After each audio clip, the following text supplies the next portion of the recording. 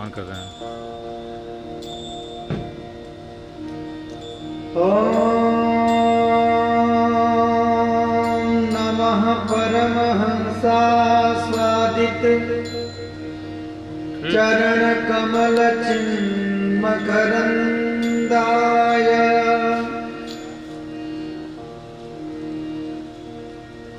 भक्तजनमानस निवासाय श्री रामचंद्राय ठीक है। वागीता वाचिकीं तस्य शेषम्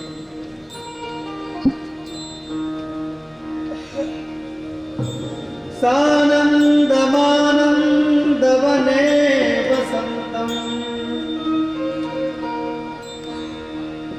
आनन्दकन्दं हतपापवृन्दम्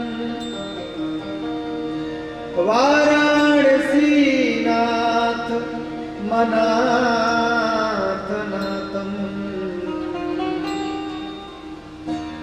श्रीविश्वनाथम् शरणं प्रपद्ये।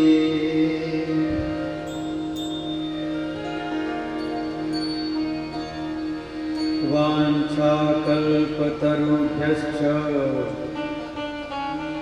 कृपा सिन्धुभ्यैव च पतितानां पावनेभ्यो वैष्णवेभ्यो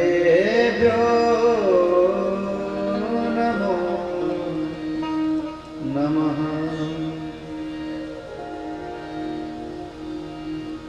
बुद्धिहीन तनु जानिके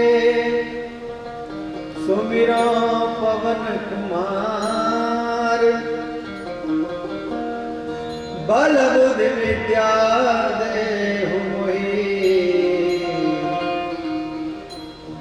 हरहु कलेश विकार।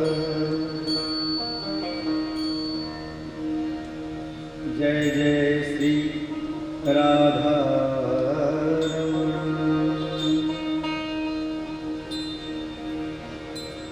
जय जय श्री राधा जय जय नवल किशोर जय गोपी चित चोर प्रभु जय जय माखन चोर।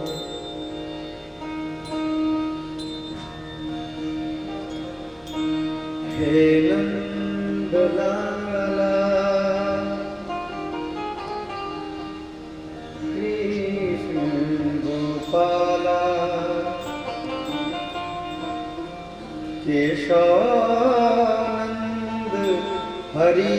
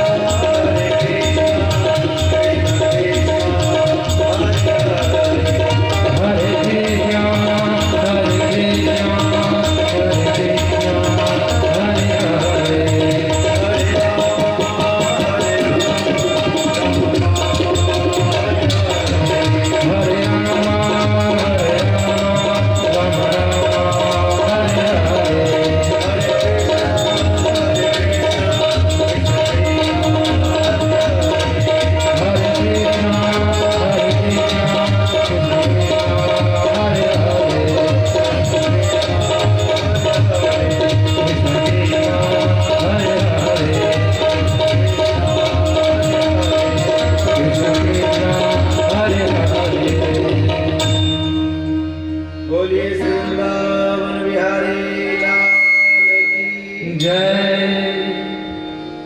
बालकृष्ण भगवान की जय। भागवत भगवान की जय। सुखदेव जी महाराज की जय। व्यास जी महाराज की जय। गंगा मैया की जय। जमुना महारानी की जय। अपने अपने सद्गुरुदेव भगवान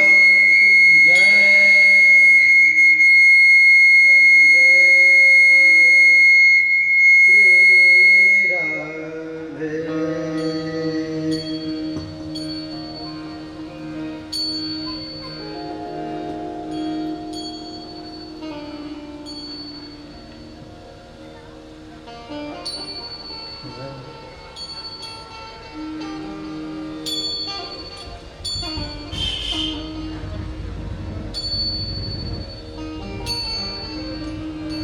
कलि पावनावतार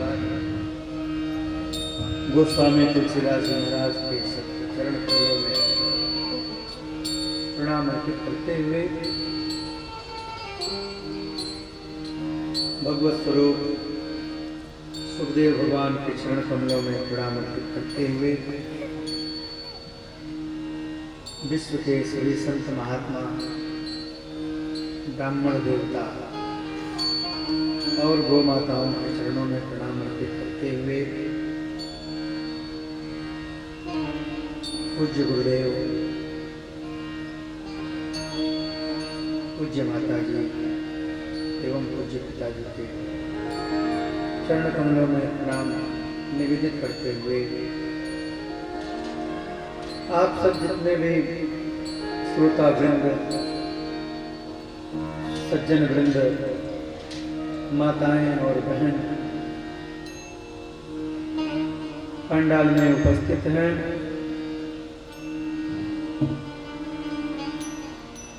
मंचस्थ विद्वत वृंद, कथा में संगीत के माध्यम से मधुरता की सृष्टि करने वाले हमारे कलाकार वृंद, सबके हृदय में विराजमान ईश्वर को प्रणाम करते हुए और भी जो लोग फेसबुक लाइव से जुड़ करके कथा श्रवण कर रहे हैं, श्री दिनेश पांडे जी, पार्थिवेश्वर मिश्र जी, वर्षपति मिश्रा जी सहित जितने भी लोग कथा श्रवण कर रहे हैं, सबके हृदय में विराजमान ईश्वर को प्रणाम करते हुए आज कथा का दूसरा दिन है।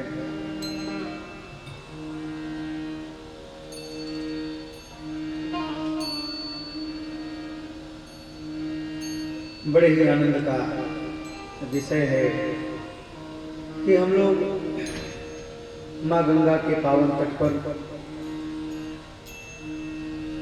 वाराणसी जनपद के रामनगर क्षेत्र के गंगा के तट पर श्री रामनाथ कुंज में बैठ करके भगवान की मंगलमयी कथा का श्रवण मनन कर रहे हैं।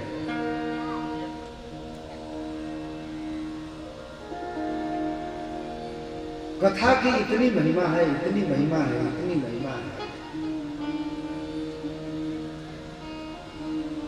कि पद्म पुराण में भगवान वेदव्यास कहते हैं कि स्वर्गे सत्ये च कैलासे वैकुंठे नास्त्ययं रसः। यह जो कथा रस है, यह कथा रूपी रस न स्वर्ग लोक में है, न सत्य लोक में है, न ही कैलाश में। स्वर्गे सत्ये च कैलाश वैकुंठे च नास्त्ययं रसः। वैकुंठ में भी यह कथा रूपी रस नहीं है।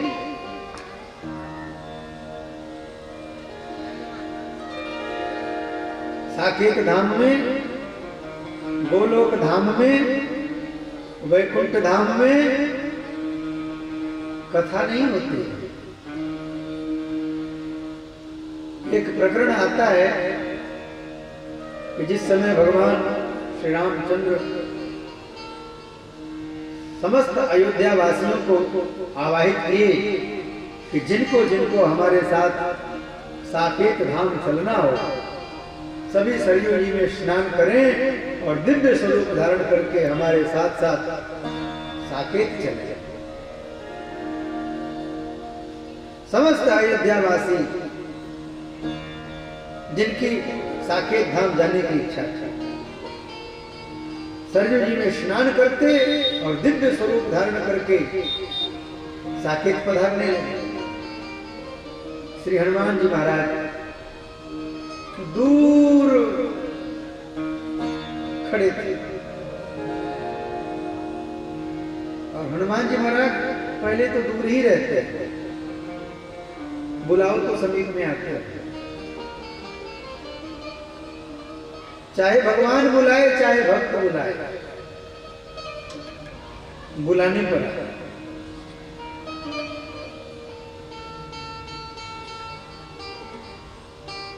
श्री रामचंद्र जी ने देखा कि श्री हनुमान जी महाराज बड़े दूर खड़े हैं, समीप में बुलाया, कहा हनुमान, सारे लोग साकेत धाम के लिए सरयू जी में स्नान करके दिव्य रूप धारण करके साकेत धाम जा रहे हैं और तुम बड़े दूर। हनुमान जी महाराज ने कहा कि प्रभु, चलने की इच्छा तो मेरी भी है, लेकिन मेरा एक संकल्प जो है वह संकल्प ही बाधक है। क्या संकल्प है तुम्हारा? कहा प्रभु, मैं ये जानना चाहता हूं कि साकेत धाम में आपकी मंगलमयी कथा होती है कि नहीं होती। भगवान ने कहा कि देखो भाई हनुमान जी, साकेत धाम में मैं पूर्ण ब्रह्म के रूप में, सच्चिदानंद कंद के रूप में विराजमान रहता हूं। भक्त लोग मेरा दर्शन करते हैं और दर्शन कर करके प्रसन्न रहते हैं। वहां कथा वगैरह नहीं हुआ करती। श्री हनुमान जी महाराज ने हाथ जोड़ करके कहा कि प्रभु, जिस स्थान पर आपकी मंगलमयी कथा न होती हो, वहां हनुमान जाकर के क्या करेगा? तभी तो गोस्वामी तुलसीदास जी महाराज लिखते हैं,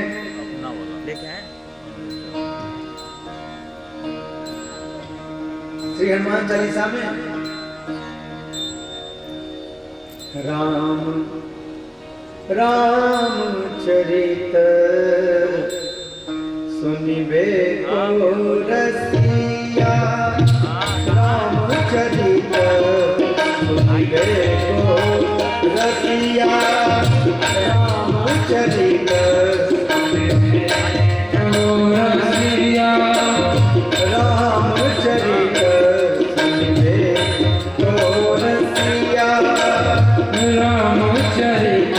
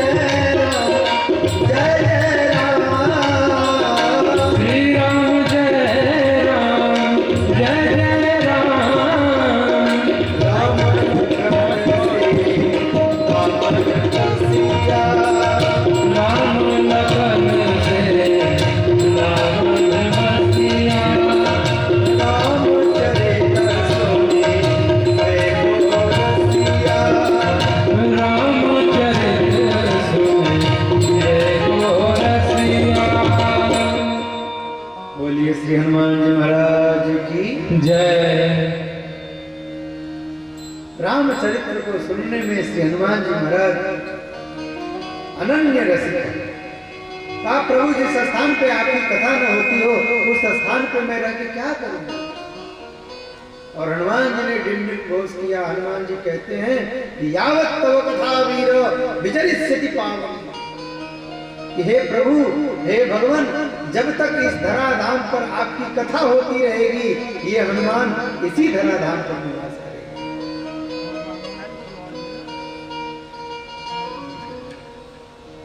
जब धरती लोक पर कथा होना बंद हो जाएगी हनुमान जी महाराज इस धरती को छोड़ देंगे। हनुमान जी महाराज चिरंजीवी हैं, 7 चिरंजीवी हैं। अश्वत्थामा बलिर्व्यासो हनुमांश्च विभीषणः कृपः परशुरामश्च सप्तैते चिरंजीविनः। प्रातः काल इन सप्त चिरंजीवियों का स्मरण करने से व्यक्ति की आयु बढ़ती है, उसके पाप नष्ट होते हैं।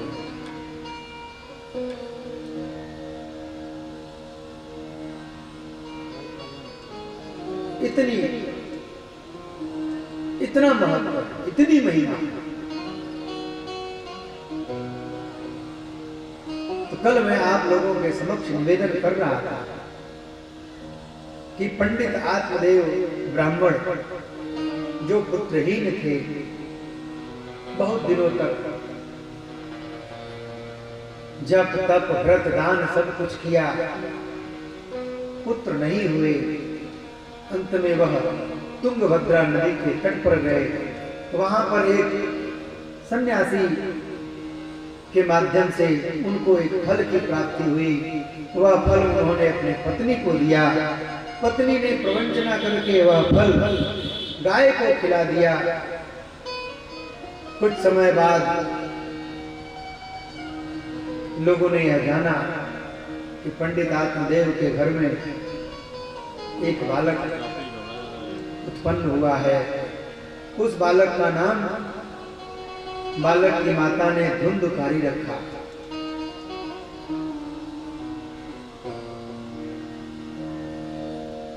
पुनः 3 महीने व्यतीत हुए। गैया ने भी एक सुंदर बालक को जन्म दिया। बालक के कान गाय के समान थे। पंडित आत्मदेव ने उस बालक का नाम गोकर्ण रखा। समय व्यतीत हुए।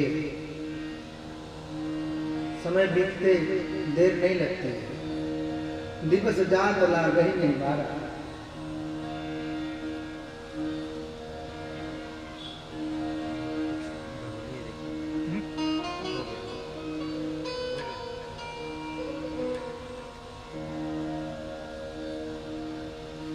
धीरे धीरे धुंधकारी भी बड़ा हो गया। गोकर्ण जी भी बड़े हुए। गोकर्ण जी महाराज पढ़ लिख करके बड़े विद्वान हुए। गोकर्ण पंडितो ज्ञानी धुंधकारी महाखलः। गोकर्ण जी महाराज बड़े विद्वान हुए, लेकिन धुंधकारी तो अत्यंत पापी हो गया, बड़ा खल हो गया, बड़ा दुष्ट हो गया। धुंधकारी की दुष्टता को देख करके पंडित आत्मदेव बड़े दुखी रहने लगे। धुंधकारी कहते किसको है? तो धुंधकारी शब्द में 2 बार धूम धूम शब्द है। धूम धूम कारी, धुंधकारी। तो संस्कृत में वैयाकरण लोग इसका अर्थ करते हैं, व्युत्पत्ति करते हैं कि धूम धूम कारयति जनान इति धुंधकारी। जो लोगों से हाय हाय करावे वह धुंधकारी है, अर्थात जो लोगों को परेशान करे वो धुंधकारी है। अगर आपके गली मोहल्ले में, आपके गांव में, आपके जिले में कोई व्यक्ति ऐसा हो तो समझ जाइए कि वह धुंधकारी है।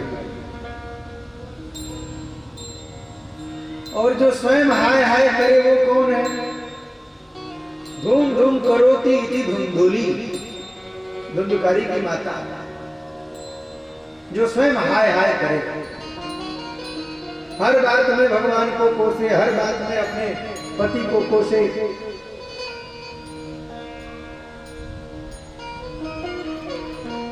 फेसबुक लाइव के माध्यम से भी बहुत सारे लोग कथा श्रवण कर रहे हैं। प्रोफेसर भूषण ओझा जी इस लाइव को देख रहे हैं, मृत्युंजय राय अमर बड़े साहित्यकार हैं, कथा श्रवण कर रहे हैं। आप लोग कथा श्रवण करें, इसी के लिए हमने लाइव चालू किया है। तो जो धूम धूम करे वो धूम करावे वो धुंधकारी, और जो धूम धूम स्वयं करे अर्थात हाय हाय करे वो धुंधुली। धुंधकारी कभी स्नान न करे, स्नान शौच क्रियाहीनो, दुर्भक्षी क्रोध वर्जिता, दुष्परिग्रह करता च सब हस्तेन भोजन। बाएं हाथ से भोजन करे, कभी स्नान न करे, आचार विचार का पालन न करे, ऐसा धुंधकारी। वेश्याओं के कुसंग में पड़ करके उसने पिता की संपत्ति नष्ट कर डाली। फिर पिता को लगा, पंडित आत्मदेव को लगा कि मैंने इसी पुत्र के लिए भगवान से बड़ी विनती की थी, बड़ी मैंने प्रार्थना की थी, बड़ी आराधना की थी, और सहसा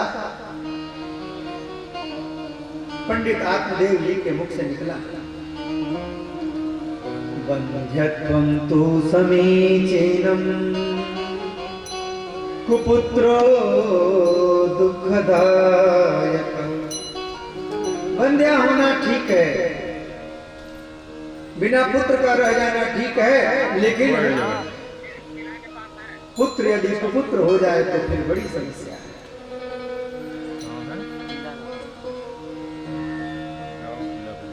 एक दिन एकांत में पंडित आत्मदेव रो रहे थे। रोते हुए आत्मदेव को गोकर्ण जी ने देखा तो गोकर्ण जी ने पिताजी के पास जाकर के कहा, पिताजी आप रोते हैं, क्या बात है, क्या परेशानी है, क्यों रोते हैं आप? पंडित आत्मदेव ने सारी बात बताई। देख बेटा गोकर्ण, तुम्हारा भाई धुंधकारी कैसा हो गया, मैंने उसको उचित संस्कार देने के प्रयत्न किए, लेकिन वह तुम्हारे समान अच्छा न बन सका।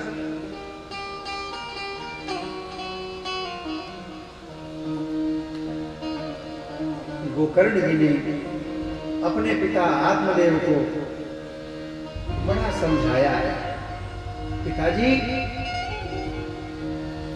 यह संसार बहुत विचित्र है। इस संसार में हम जिस व्यक्ति पर स्नेह रखते हैं वह व्यक्ति हमसे भी स्नेह रखे यह आवश्यक नहीं है। हम जिससे प्रेम करते हैं वह व्यक्ति भी प्रेम करे यह आवश्यक नहीं है। हम जिस व्यक्ति से जैसी आशा रखते हैं वह व्यक्ति हमारे आशाओं पर उतना ही खरा उतरे यह जरूरी नहीं है। और आप अपने एक पुत्र से परेशान हैं,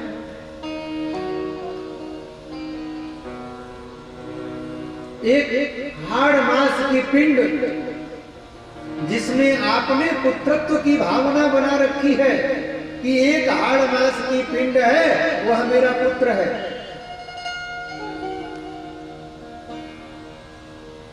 यह माया, यह ममता, यह पुत्र मोह, यही तो व्यक्ति को कष्ट देने वाले हैं। पिताजी यह हाड़ मांस की पेटी मलमूत्र में लपेटी, अरे कौन किसका बेटा है और कौन किसकी बेटी?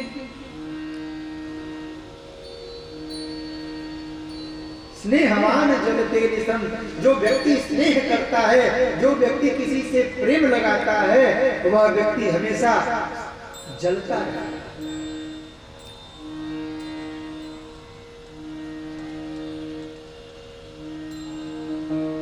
पंडित आत्मदेव ने कहा कि बेटा मैं क्या करूं?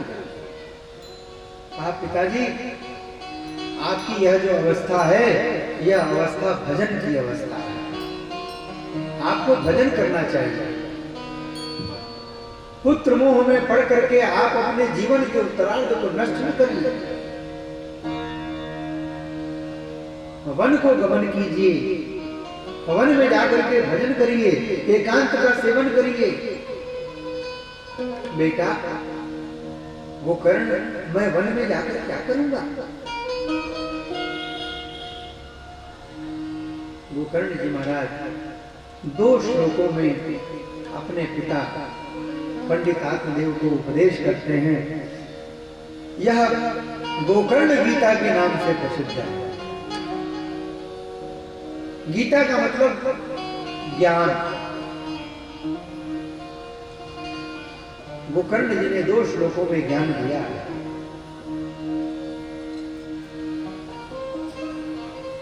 देहेस्तिमां सरुधिरे विमतिं त्यजध्वम्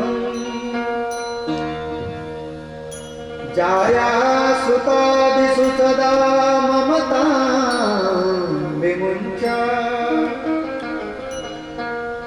पश्यानिशं जगदिदं क्षणभङ्गुनिष्ठम् वैराग्यरागरसिको भवभक्तिनिष्ठ।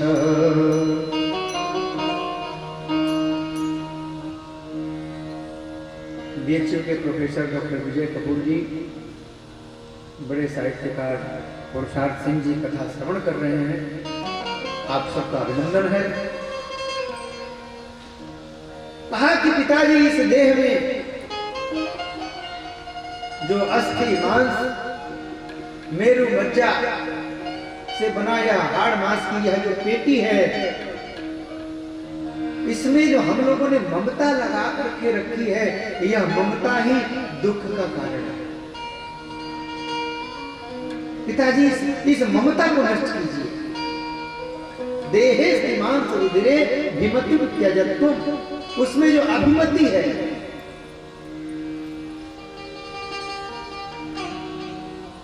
उस अभिमति को नष्ट कीजिए।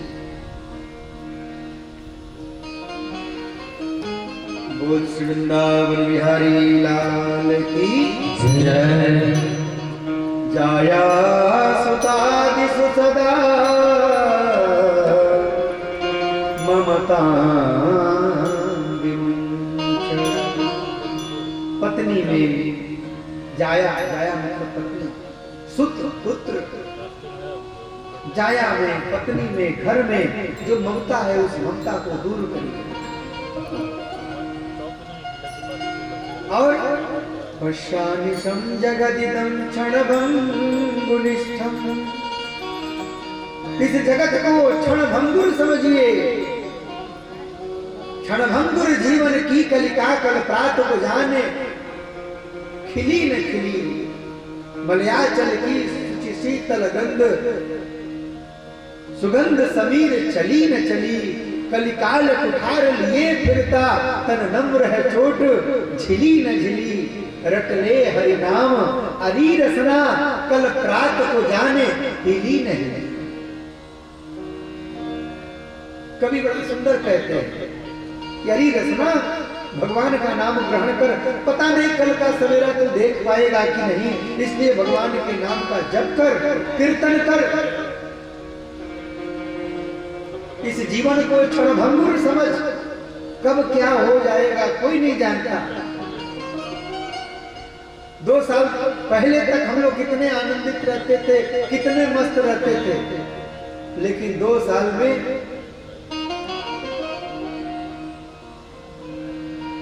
जो कोरोना काल की स्थिति हुई, इस कोरोना काल ने संपूर्ण विश्व को हिला करके रख दिया। कौन ऐसा व्यक्ति है जिसने अपने किसी निकट संबंधी को न खोया? यह जीवन क्षणभंगुर है। तो क्या करें बेटा? वैराग्य राग रसिको भवभक्तिनिष्ठ। सत्यनिष्ठ। वैराग्य राग के रसिक बन जाए। यह श्रीमद् भागवत महापुराण पारमहंसी संहिता है, अर्थात वैरागियों की संहिता है।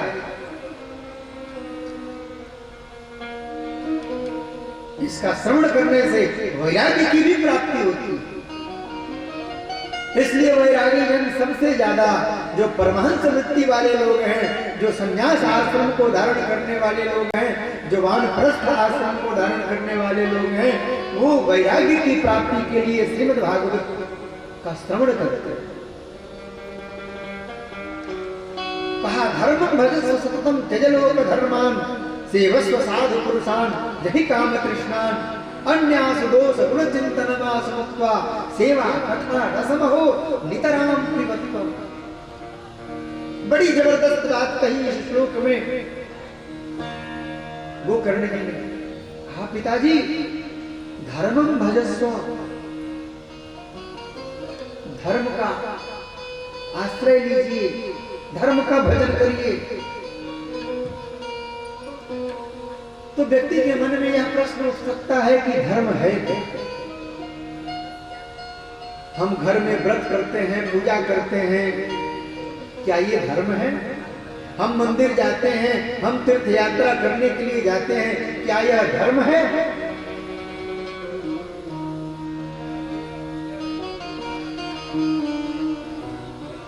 कहा कि हाँ ये भी धर्म है, लेकिन ये आभासी धर्म है।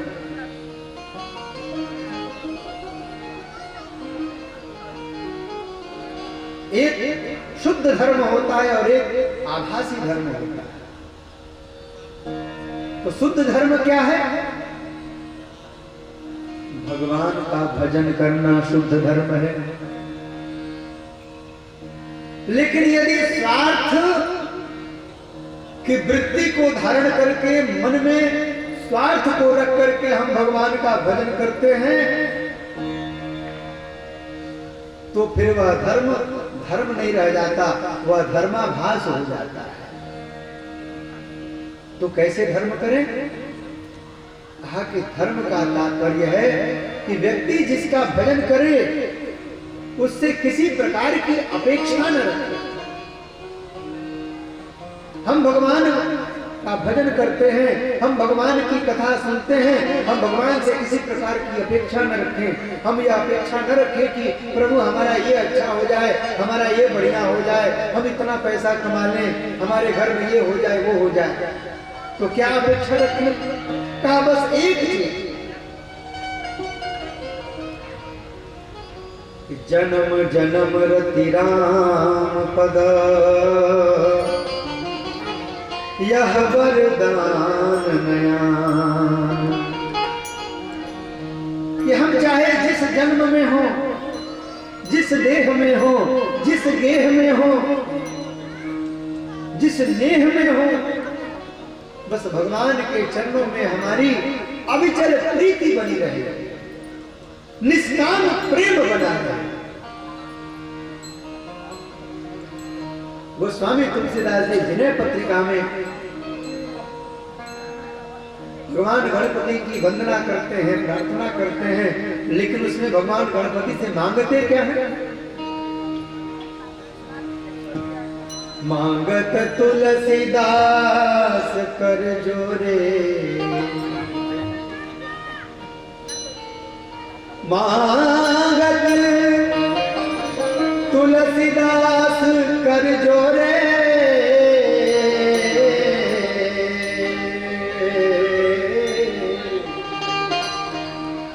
बसहु राम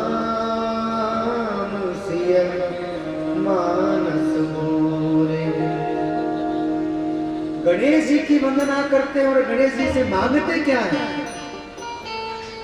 बसहु राम सिय मानस मोरे। श्री सीताराम जी महाराज हमारे मन मंदिर में विराजमान हो गए।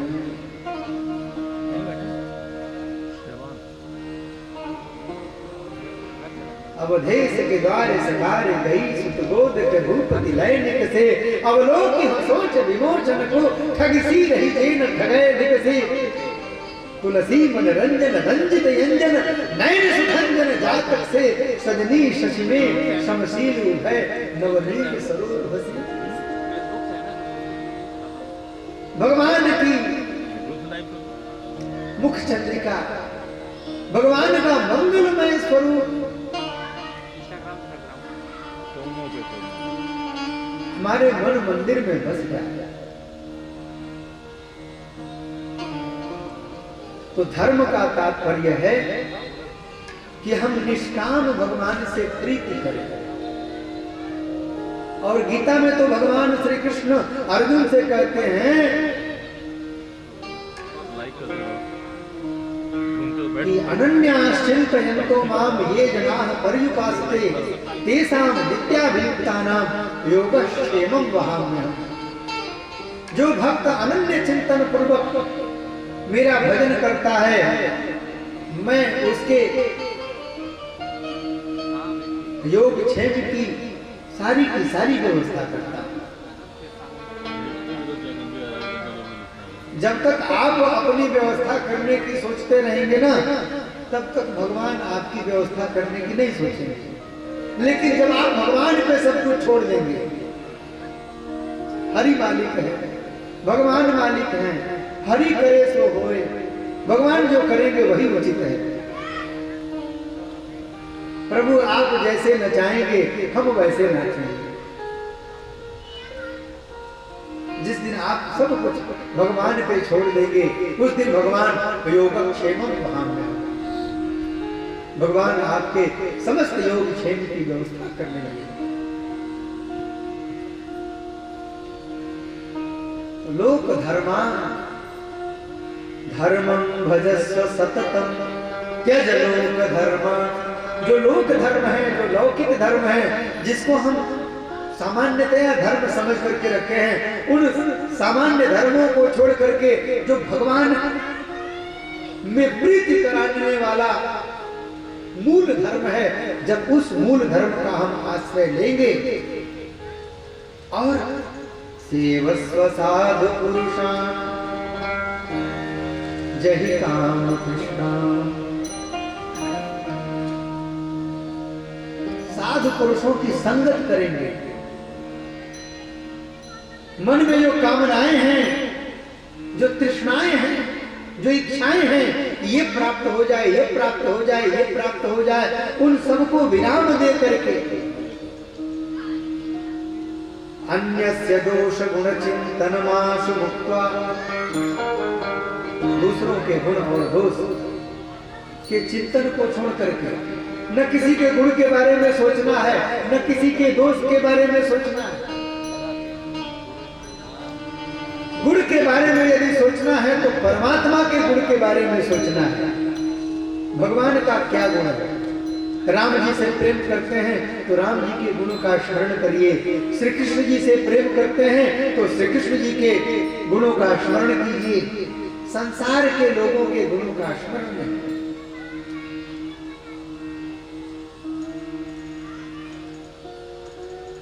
अन्यस्य दोष गुण चिंतनमाशु मुक्त्वा, और अंत में कहते हैं सेवा तथा रसमहो नितरां पिबत्वम्।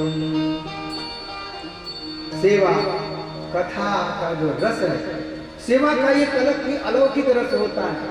जो लोग भगवत विग्रह का पूजन करते हैं, जो लोग घर में बाल गोपाल जी की सेवा करते हैं, लड्डू गोपाल जी की सेवा करते हैं, उन लोगों को उस रस की प्राप्ति होती है।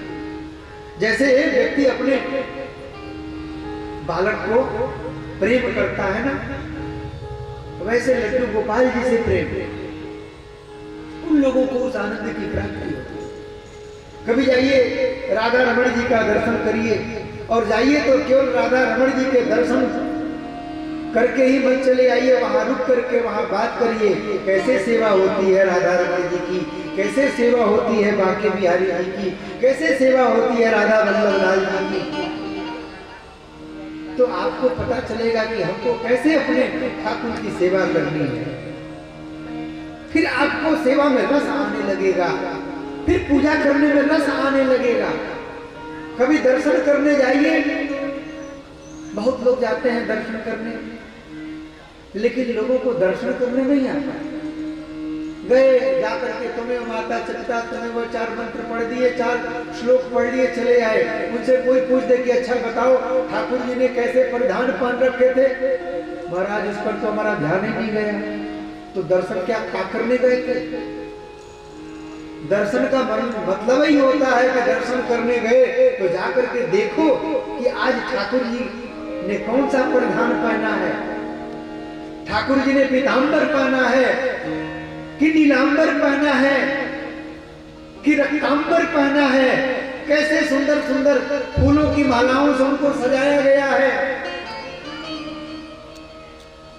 भगवत विग्रह में जो जो चीज, भगवान के नूपुर कैसे हैं, भगवान की मुख चंद्रिका कैसी है, भगवान के अधर कैसे हैं, उनकी नासिका कैसी है, उनके ओष्ठ कैसे हैं, उनके नेत्र कैसे हैं।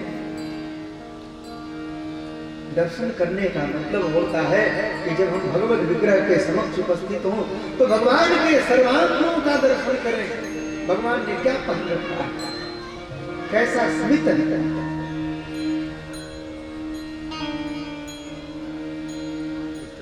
तो सेवा कथा रसमहो नितराम। हे पिताजी, सेवा कथा का आश्रय ले। गोकर्ण जी महाराज की बात को सुनकर के पंडित आत्मदेव घर से निकल पड़े। जाकर के जंगल में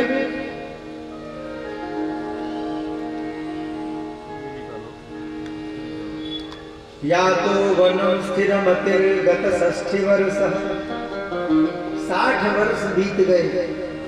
तब भगवान की नित्य परिचर्या करते हुए, नित्य सेवा करते हुए, भगवत कथा श्रवण करते हुए श्री कृष्ण महापनियतम दशमस्य पाठ। प्रतिदिन पंडित आत्मदेव जी ने श्रीमद् भागवत के 10वें स्कंद का पाठ किया और श्री कृष्ण आप भगवान श्री कृष्ण को प्राप्त किया। बोलिए सच्चिदानंद भगवान की जय। इधर पिताजी के चले जाने के बाद में धुंधकारी की वृत्ति और खराब हो गई। धुंधकारी और भी ज्यादा उच्छृंखल हो गया।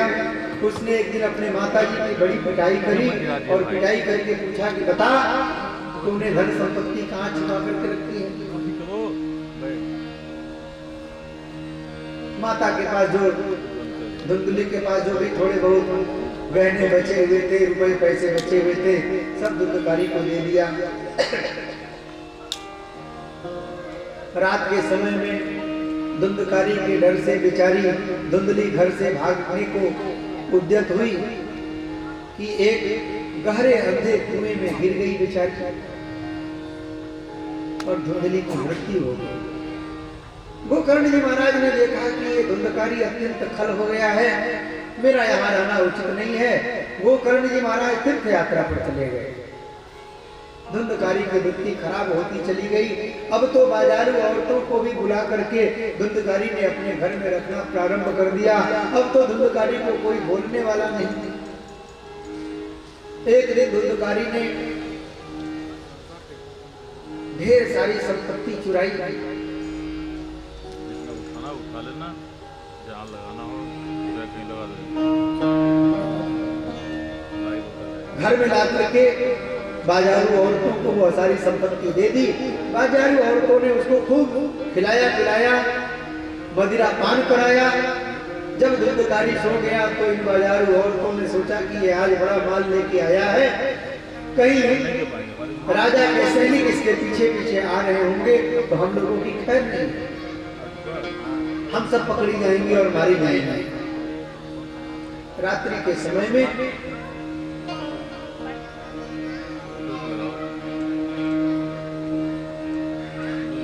इन बाजारू औरतों ने धुंधकारी के गले में रस्सी लगा करके, उसके हाथ पैर को बांध करके गले में रस्सी लगा करके उसको मारने का प्रयत्न किया। अरे पूरा मत खोलो यार, देखो पहले कितना। लेकिन धुंधकारी मरे नहीं। एक हो जाए तो ठीक है, दूसरे को खोलना। अंत में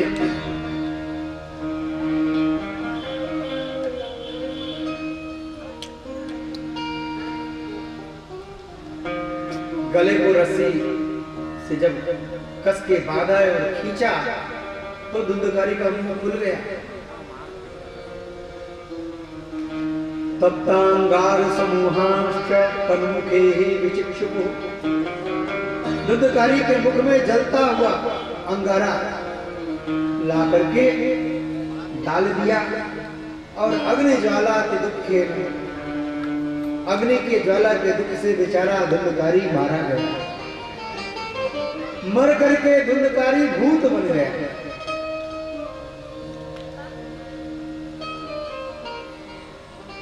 और भूत बन करके अब गांव में तहलका मचाने लगे।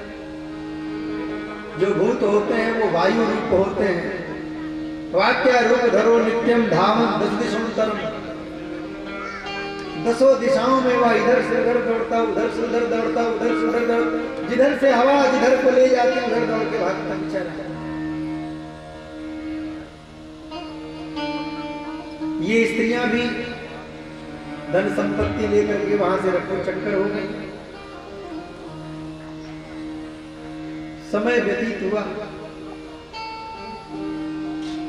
गोकर्ण जी महाराज घूमते घूमते घूमते घूमते गया क्षेत्र में पहुंचे थे। गया में जाकर के उनको गांव के कुछ लोग मिले। उन लोगों ने गोकर्ण जी को बताया कि पंडित जी, आपके बड़े भाई धुंधकारी को ऐसे ऐसे ऐसे ऐसे औरतों ने मार दिया।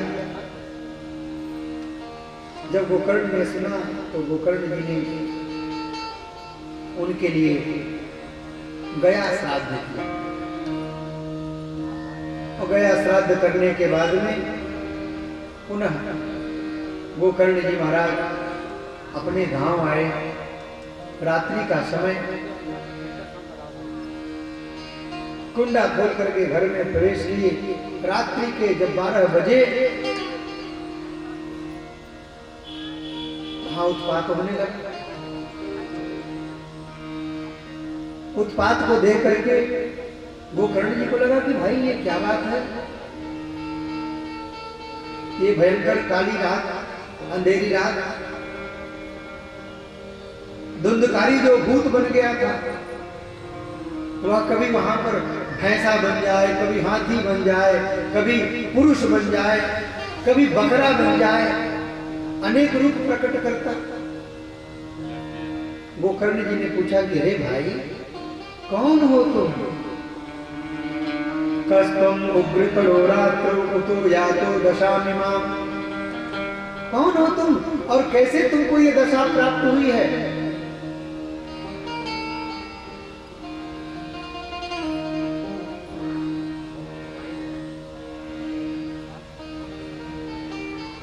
क्या तुम कोई प्रेत हो, कोई पिशाच हो? कौन हो तुम? देखो धुंधकारी बोलना चाहे लेकिन बोल न पाए।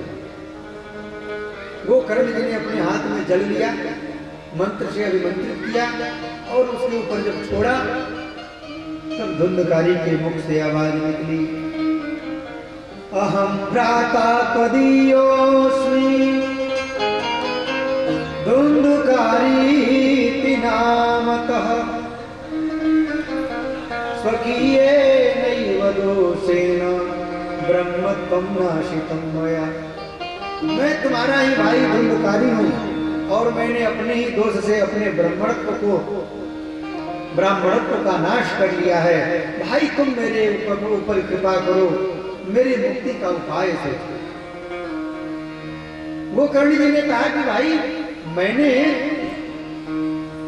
तुम्हारे लिए गया में पिंडदान किया, तदर्थम तू गया पिंडो मया दत्तो विधान तो विधि विधान के साथ में मैंने तुम्हारे लिए गया में पिंडदान किया, फिर भी तुम मुक्त नहीं हुई हो, तो बड़े आश्चर्य की बात है। शास्त्र कहते हैं कि गया में जिसका पिंडदान हो जाए वह मुक्त हो जाता है।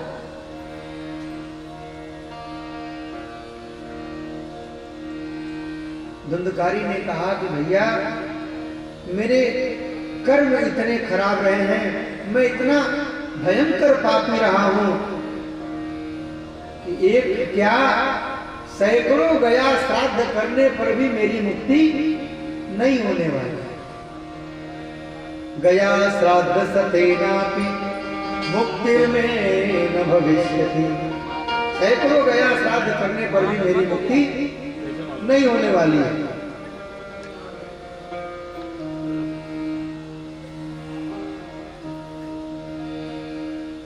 कोई और उपाय सोचो।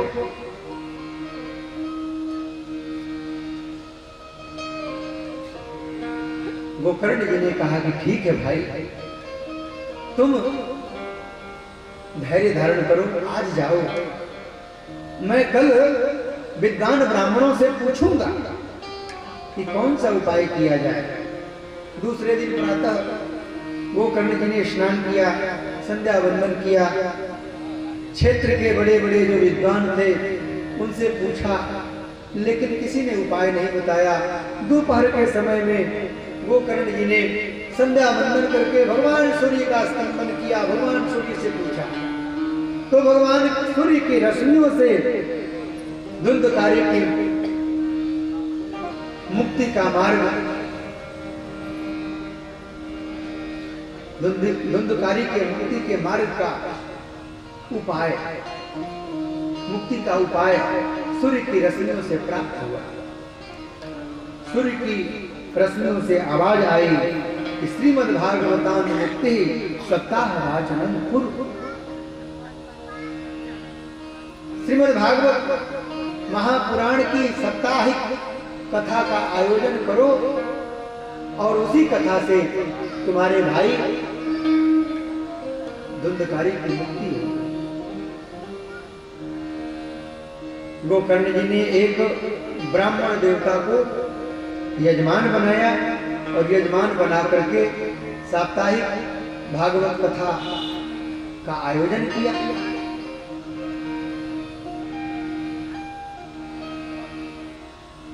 सात दिन तक सुंदर कथा हुई। धुंधकारी भूत किसी स्थान पर टिक न सके, रुक न सके, तो एक 7 कोण का बांस पड़ा हुआ था, उसी बांस में धुंधकारी समाहित हो गया। 7 दिन तक धुंधकारी ने बड़े प्रेम से, बड़े मनोयोग से धुंधकारी ने कथा सुनी। पहले दिन की कथा में बांस का पहला कोण फट गया, दूसरे दिन दूसरा, तीसरे दिन तीसरा, इस प्रकार 7वें दिन 7 कोण फट गए और धुंधकारी दिव्य भगवान विष्णु का स्वरूप धारण करके प्रकट हो गया। बोलिए विष्णु भगवान की जय। दिव्य रूप धारण करके धुंधकारी प्रकट हुआ। पीतवासा घनश्यामो मुकुटी कुंडलान्विता, सुंदर वस्त्र आभूषण धारण किए हुए।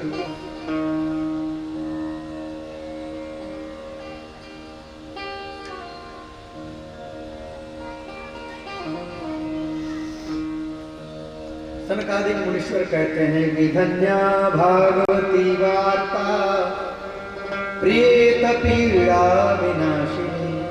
धन्य है भागवती कथा जो प्रेत पीड़ा को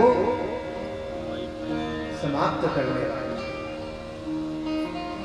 सबके देखते देखते थोड़ी देर में वहां पर एक विमान प्रकट हुआ। विमान में भगवान श्री विष्णु के 2 दूत नंद और सुनंद प्रकट हुए। दोनों ने गोकर्ण जी को प्रणाम किया। गोकर्ण जी ने भी उनका अभिवादन किया और पूछा है कैसे आगमन हुआ, आप लोग कौन हैं? नंद सुनंद ने बताया कि हम भगवान श्री विष्णु के दूत हैं। आपके भाई धुंधकारी जो भागवत की कथा श्रवण करके अब मुक्त हो गए हैं, इन्होंने भगवान के सारूप्य मुक्ति को प्राप्त किया है, हम लोग इनको लेने के लिए आए। गोकर्ण जी ने कहा कि यहाँ पे और भी बहुत सारे श्रोता कथा श्रवण कर रहे थे, इनके लिए विमान नहीं आया। विष्णुदूतों ने कहा कि महाराज, श्रवणस्य विभेदेन फल भेदोत्र संशयः, श्रवण के भेद से फल का भेद होता है। इन लोगों ने कथा श्रवण तो किया, श्रवणम तो कृतम सर्वे न तथा मननम कृतम, इन लोगों ने कथा तो सुनी लेकिन कथा का मनन नहीं किया। धुंधकारी ने कथा श्रवण करी और निराहार रह करके कथा का मनन किया। उसका मन भगवान में इतना लग गया, इतना लग गया कि वह भगवान के सारूप्य मुक्ति को प्राप्त कर गया। ऐसी दिव्य सुंदर भगवान की कथा नंद सुनंद ने कहा कि हे गोकर्ण जी महाराज, अगली बार जब आप कथा करेंगे तो अगली बार स्वयं भगवान आएंगे और आकर के आपको दर्शन देंगे।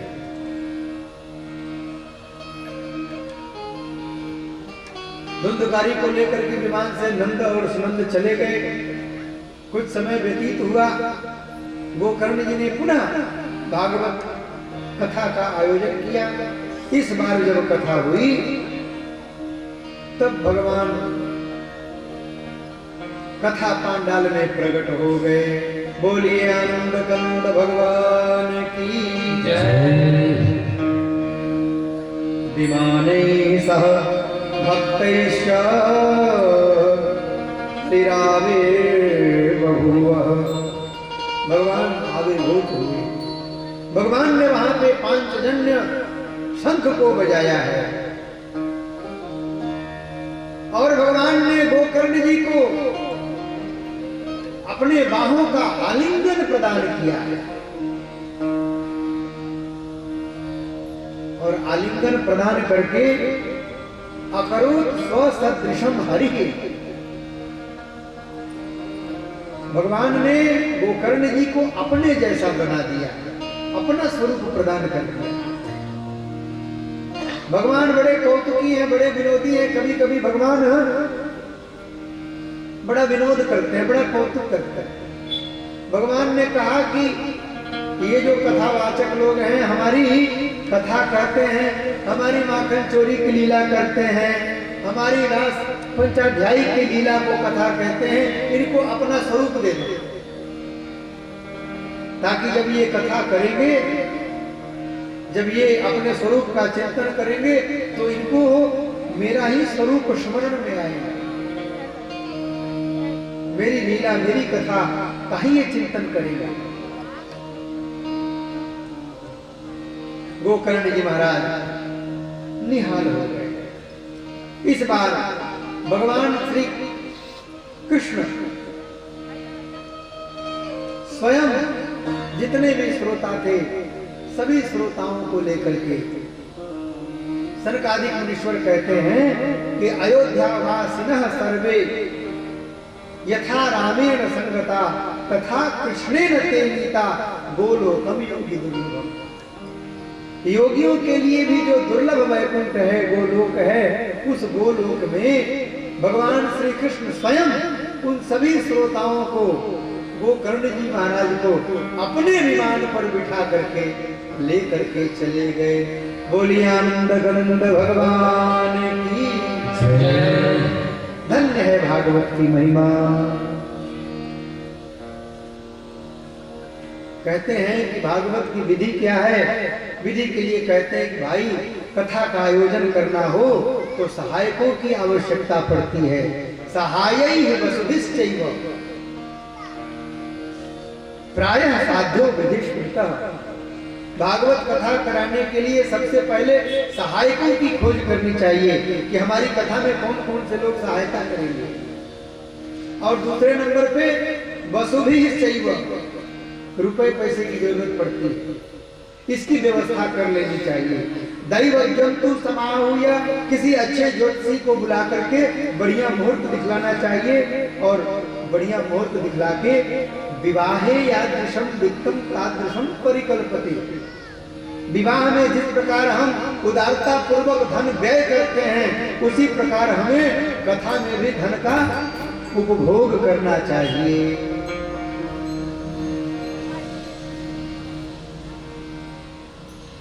गांव में सब जगह पत्र के माध्यम से, लोगों के माध्यम से सबको सूचित करना चाहिए कि फला स्थान पर सुंदर भगवान की कथा होने वाली है, इस कथा में आप सब पधार करके कथा श्रवण करें। तीर्थ में कथा सुननी चाहिए अथवा वन में कथा सुननी चाहिए। तीर्थ में और वन में कथा न सुन सके तो कहते हैं गृहे वा श्रवणम मतम, घर में भी कथा सुन सकते हैं।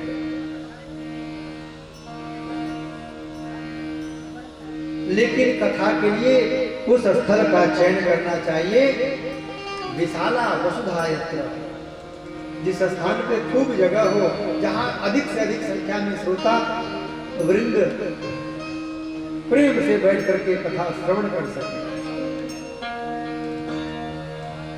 वक्ता कैसा होना चाहिए? विरक्तो वैष्णवो विप्रो वेद शास्त्र विशुद्धिकृत दृष्टांत कुशलो धीरः वक्ता कार्योति निष्ठिः। वैष्णव हो, ब्राह्मण हो, विरक्त हो, वेद वेदांत का ज्ञाता हो, दृष्टांत देने में कुशल हो, ऐसे वक्ता का चयन करके कथा श्रवण करनी चाहिए। कथा श्रवण में नित्य कर्मों को संक्षेप में ही कर लेना चाहिए और प्रेम से वक्ता को, भागवत जी को प्रणाम करके प्रार्थना करनी चाहिए कि हे भागवत भगवान, मैं अज्ञानी हूं, आप कृपा करके मेरे अज्ञान को नष्ट कीजिए।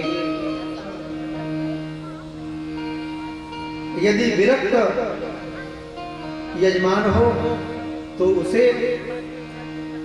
कथा समाप्ति के पश्चात हवन करने की आवश्यकता नहीं है। वह गीता का पाठ कर ले, विष्णु सहस्त्रनाम का पाठ कर ले, इतना ही पर्याप्त है। लेकिन यदि सद्गृहस्थ यजमान है तो उसे कथा समाप्ति पर हवन भी करना चाहिए। दशांश हवन, दशांश तर्पण, दशांश मार्जन और कम से कम ब्राह्मण 10-12 ब्राह्मणों को भोजन कराना चाहिए। श्रीमद् भागवत जी की पोथी ब्राह्मण देवताओं को दान करना चाहिए। सुंदर सुंदर विधियां बतलाई हैं।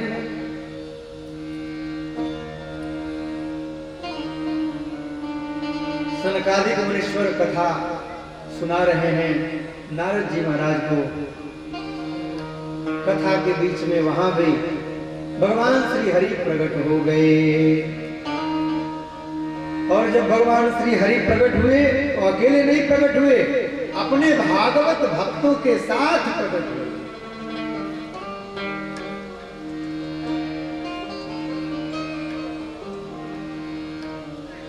सुखदेव जी महाराज भी वहां पधारे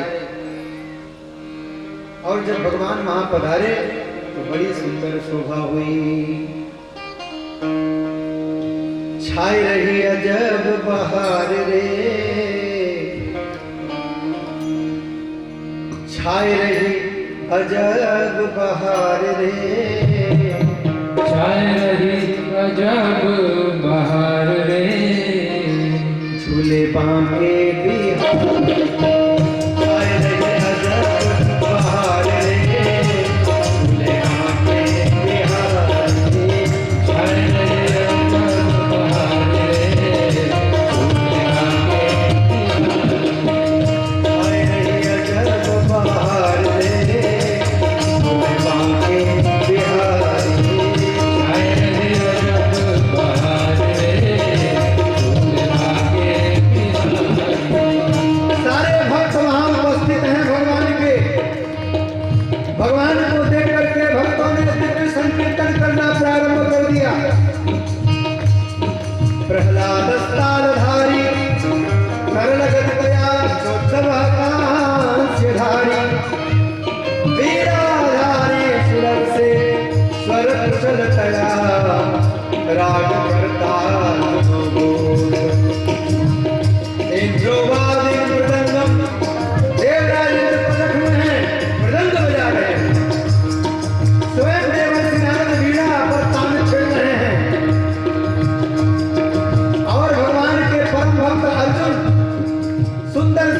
राग रागिनियों के माध्यम